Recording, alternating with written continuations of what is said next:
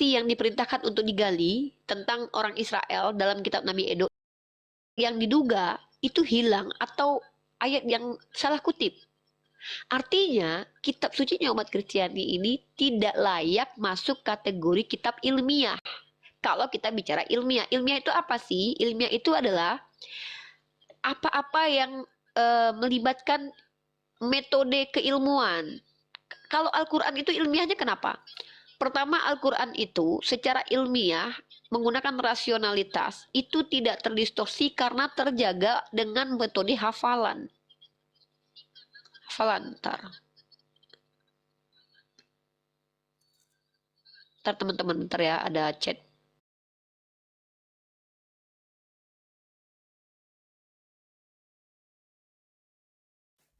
Lanjut. Jadi Al-Quran itu tidak pernah bisa terbukti, tidak belum. Maksudnya gini, kalau ada silakan masih ditunggu sama Allah sendiri. Allah masih menunggu orang-orang untuk membuktikan bahwa Al-Quran itu terdistorsi. Dengan itu dia di middle ya Osman. Dengan Allah men-challenge, Allah menantang sendiri. Allah menantang sendiri dengan berfirman, afala yatadabbarunal Qur'an dalam surah An-Nisa ayat ke-82. Allah meminta orang untuk mengobservasi, mengkaji Al-Qur'an. Lalu Allah katakan, kalau itu bukan dari sisi Allah, maka tentu banyak ikhtilaf di dalamnya. Bahkan Allah tantang, silakan kalian lihat Al-Qur'an itu, ada nggak ikhtilaf? Dan apakah tidak ada orang yang mempelajari Al-Qur'an? Perhatikan, orientalis adalah istilah untuk orang-orang di luar Islam yang mengkaji Islam melalui Al-Quran.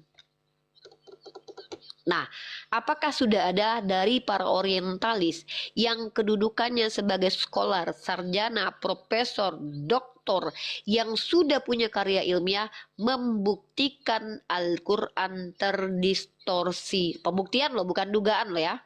Kalau dugaan ada, Munim Siri, dia menduga. Yang kita minta tuh pembuktian.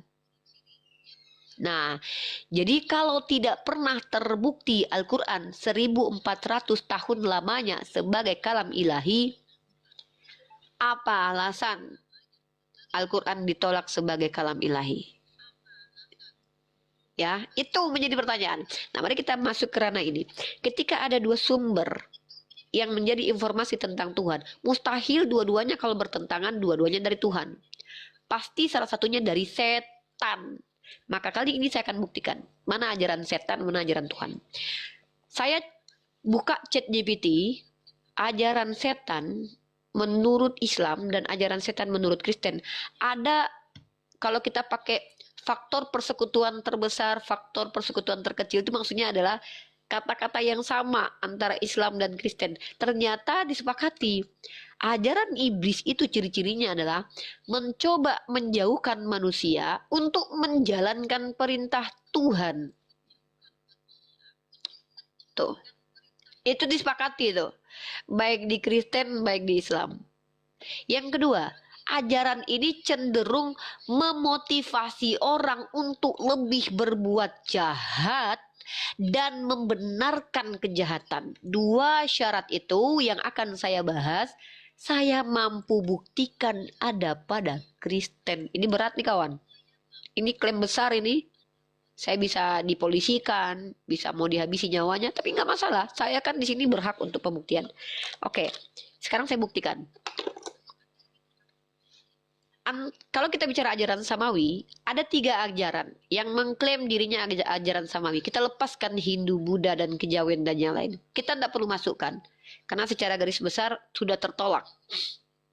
Kita bicara ajaran Samawi sekarang. Saya catatkan di sini Yahudi, Kristen, Islam. Kalau kita bicara Yahudi, perlu dipahami, Yahudi ini secara etimologi itu berasal dari kata Yehuda. Dalam kaidah Arabnya itu Yehudza, merujuk kepada nama salah satu tokoh anak dari Yakub yang bernama Yehuda. Maka Yahudi ini tidak mewakili seluruh Bani Israel. Kenapa? Karena tidak semua Bani Israel itu dari keturunan Yehuda. Kata yang lebih tepat yang perlu digunakan adalah Bani Israel. Ada suku Lewi, suku Manase, suku Ruben. Ya, jadi saya gunakan kata yang lebih benar, yang tepat dalam Al-Quran. Nah, Al-Quran merujuk kepada beberapa diksi, kata Hud dan Yahud. Kenapa Al-Quran menspesifikkan Yahud? Ternyata Yahud dan Hud dalam Al-Quran lebih merujuk kepada sisi negatifnya kelompok dari Bani Israel. Nah, karakteristik mereka seperti apa? Maka saya akan berikan beberapa narasi Al-Quran terkait karakteristik mereka dari kalangan Bani Israel ini dari kelompok Yahud dan Hud, ya. Nah, mungkin saya kasih beberapa data.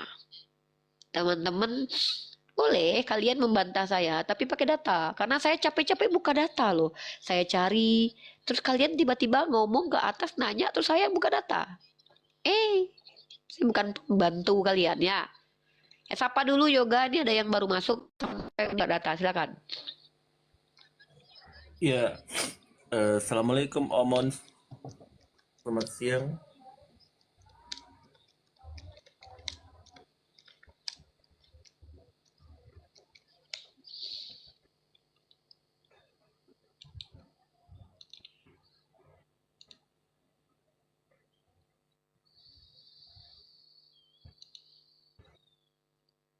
Mana?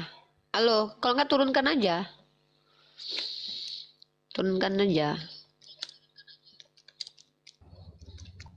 Ini buka data dulu. Oke, kita akan buka beberapa data. Bagaimana Al-Quran menjelaskan salah satu ayatnya itu dalam surah Al-Ma'idah, ayat ke-42. Perhatikan teman-teman.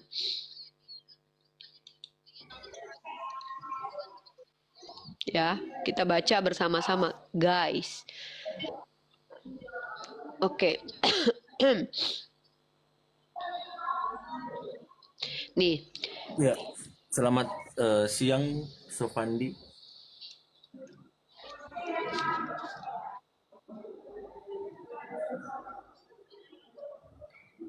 Ya, nggak ada jawaban ya. Kita turun kalau nggak ada, jawabannya. ini aja turunkan aja.